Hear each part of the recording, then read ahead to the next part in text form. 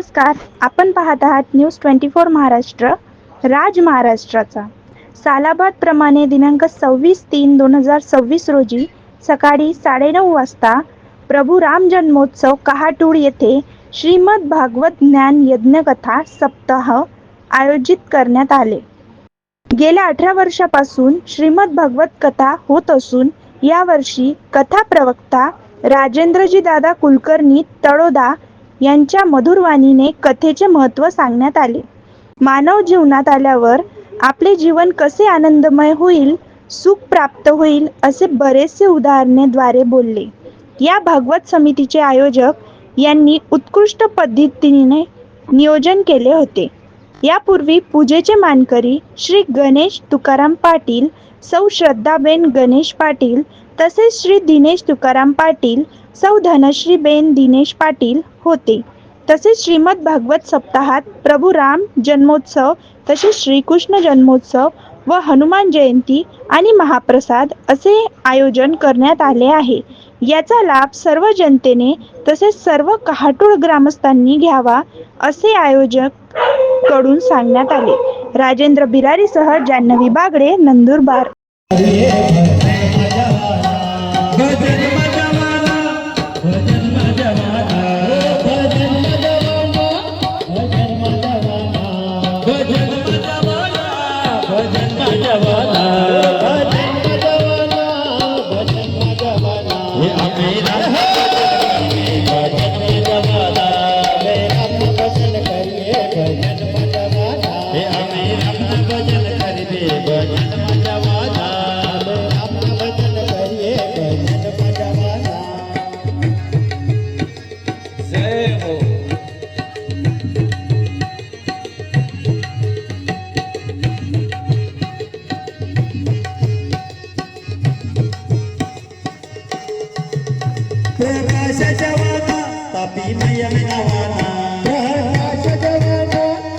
राजेंद्र कुलकर्णी तळोदा, श्रीमद भागवत कथा वक्ता. या पवित्र पुण्यभूमी कहाटूळमध्ये गेल्या 18 वर्षापासून श्रीमद भागवताची ही कथा अविरत रूपाने चाललेली आहे. श्री रामचंद्राचा मूर्तीची प्रतिष्ठा झाली आणि प्राणप्रतिष्ठेनंतर हा सोहळा अविरत रूपाने चाललेला आहे. फक्त 1 वर्ष मला वाटतं कोरोना काळात ज्यावेळेला सगळंच बंद झालं होतं त्यावेळेला फक्त 1 वर्षाचा गॅप या ठिकाणी गेला. त्याच्यानंतर अविरत रूपाने ही कथा चाललेली आहे. संपूर्ण पंचकृषीमध्ये हे एकमेव असं गाव आहे की ज्या गावामध्ये सुंदर रामाचं मंदिर आहे. एवढंच नाही तर राम जन्मोत्सव प्रतिवार्षिक साजरा होतो. सगळे गावातील माता भगिनी, बंधू, अबालवृद्ध, तरुण सगळे सहभागी होतात आणि कथेचा आनंद घेतात. ही कथा जीवनातली सगळी व्यथा मिटवून टाकणारी कथा आहे. व्यथा मिटवायची असेल तर आज आपण अनेक ठिकाणी जातो पण तिथून आपण निराश होऊन येतो. मात्र हे एक असं स्थान आहे की ज्या ठिकाणी आल्यानंतर जीवात्म्याला शांती प्राप्त होते. परीक्षिती महाराजांना मोक्षाची प्राप्ती झाली, चिरशांती लाभली. तशी ही संपूर्ण शांती देणारी, आनंद देणारी, प्रेमाचा वर्षाव करणारी आणि आपापसात अतिशय प्रेम निर्माण करणारी ही भागवत रूपी कथा आहे.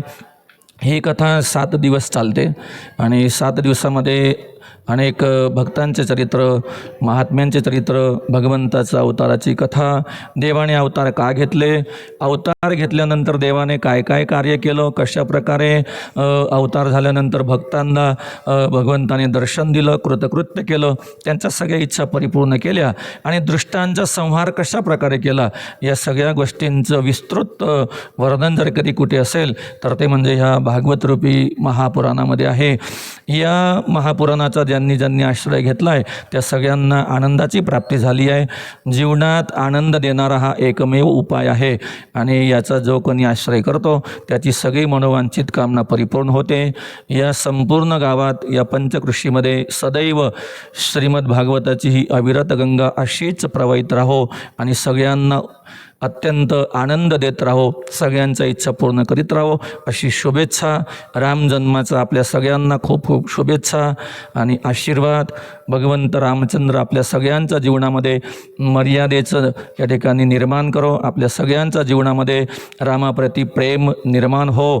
आपल्या घराघरामध्ये रामायण येवो आणि सगळ्याच घरामध्ये रामराज्यासारखं वर्तन हो अशी भगवंताच्या चरणी विनम्र प्रार्थना करतो. जय सियाराम, जय श्रीकृष्ण. त्यामध्ये प्रेम करायचं असेल ना मायबाप हो तर ग्रंथांवरती प्रेम करा. संत, ग्रंथ आणि पंथ. म्हणून रामायण काय शिकवतं? रामायण जीवनामध्ये अनुकरण करा. रामायणाचं अनुकरण करा. रामायण काय? एका भावाला राज्याची गादी मिळते, तो म्हणतो मी राजगादीवर बसणार नाही, माझ्या भावाचा पादुका मी त्याच्यावरती ठेवेल आणि त्याला नमस्कार करून मी निर्णय घेईल. एवढंच नाही, अयोध्येच्या बाहेर छोटीशी कुटी बांधतो आणि त्या कुटीमध्ये त्याचं निवासस्थान कंदमूळ खातो.